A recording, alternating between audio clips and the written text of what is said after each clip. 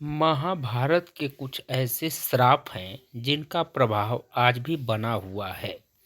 महाभारत युद्ध के अंत समय में जब अश्वत्थामा ने धोखे से पांडव पुत्र का वध कर दिया, तब पांडव भगवान श्री कृष्ण के साथ अश्वत्थामा का पीछा करते हुए महर्षि वेद व्यास के आश्रम तक पहुंच गए। आज हम आपको ऐसे श्रापों के बारे में बताने जा रहे हैं जिनका इतिहास में तो महत्वपूर्ण योगदान था ही, परंतु इनका प्रभाव वर्तमान में भी प्रमाण के रूप में देख सकते हैं। युधिष्ठिर ने दिया था स्त्रियों को यह श्राप। प्रसिद्ध ग्रंथ महाभारत के अनुसार जब युद्ध समाप्त हुआ तो माता कुंती ने पांडवों के पास जाकर उन्हें यह रहस्य बताया कि कर्ण उनका भाई था। सभी पांडव इस बात को सुनकर दुखी हुए। युधिष्ठिर ने विधि विधान पूर्वक कर्ण का अंतिम संस्कार किया तथा शोकाकुल होकर माता कुंती के समीप गए व उसी क्षण उन्होंने समस्त स्त्री जाति को यह श्राप दे डाला कि आज से कोई भी स्त्री किसी भी प्रकार की गोपनीय बात का रहस्य नहीं छुपा पाएगी। श्रृंगी ऋषि का परीक्षित को श्राप। जब पांडव स्वर्ग लोक की और प्रस्थान करने हुए तो उन्होंने अपना सारा राज अभिमन्यु के पुत्र परीक्षित के हाथों में सौंप दिया। राजा परीक्षित के शासन काल में सभी प्रजा सुखी थी। एक बार राजा परीक्षित वन में आंखें खेलने को गए, तभी उन्हें वहां समीक नाम के ऋषि दिखाई दिए। वे अपनी तपस्या में लीन थे तथा उन्होंने मौन व्रत धारण कर रखा था। जब राजा ने उनसे कई बार बोलने का प्रयास करते हुए भी उन्हें मौन पाया तो क्रोध में आकर उन्हें ऋषि के गले में एक मारा हुआ सांप डाल दिया। जब यह बात ऋषि समीक के पुत्र श्रृंगी को पता चली तो उन्होंने राजा परीक्षित को श्राप दिया कि आज से 7 दिन बाद राजा परीक्षित की मृत्यु तक्षक नाग के डसने से हो जाएगी। राजा परीक्षित के जीवित रहते कलयुग में इतना साहस नहीं था कि वह हावी हो सके, परंतु उनके मृत्यु के पश्चात ही कलयुग पूरी पृथ्वी पर हावी हो गया। श्री कृष्ण का अश्वत्थामा को श्राप। महाभारत युद्ध के अंत समय में जब अश्वत्थामा ने धोखे से पांडव पुत्रों का वध कर दिया, तब पांडव भगवान श्री कृष्ण के साथ अश्वत्थामा का पीछा करते हुए महर्षि वेदव्यास के आश्रम तक पहुंच गए। तब अश्वत्थामा ने पांडवों पर ब्रह्मास्त्र का वार किया। ये देख अर्जुन ने भी अपना ब्रह्मास्त्र छोड़ा। महर्षि व्यास ने दोनों अस्त्रों को टकराने से रोक लिया और अश्वत्थामा और अर्जुन से अपने अपने ब्रह्मास्त्र वापस लेने को कहा।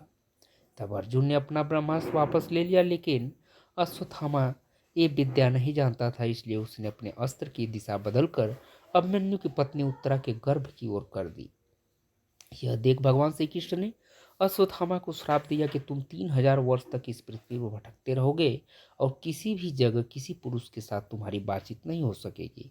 तुम्हारे शरीर से पीप और लहू की गंध निकलेगी, इसलिए तुम मनुष्यों के बीच नहीं रह सकोगे, दुर्गम वन में ही पड़े रहोगे। मांडव्य ऋषि का यमराज को श्राप।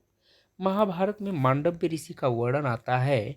एक बार राजा ने भूलवश न्याय में चूक कर दी और अपने सैनिकों को ऋषि मांडव्य को सूली में चढ़ाने का श्राप दिया, परंतु जब बहुत लंबे समय तक भी सूली में टकराने पर ऋषि के प्राण नहीं गए तो राजा को अपनी भूल का एहसास हुआ तथा उन्होंने ऋषि मांडव्य को सूली से उतरवाया तथा अपनी गलती की क्षमा मांगी। इसके बाद ऋषि मांडव्य यमराज से मिलने गए तथा उनसे पूछा कि किस कारण मुझे झूठे आरोप में सजा मिली।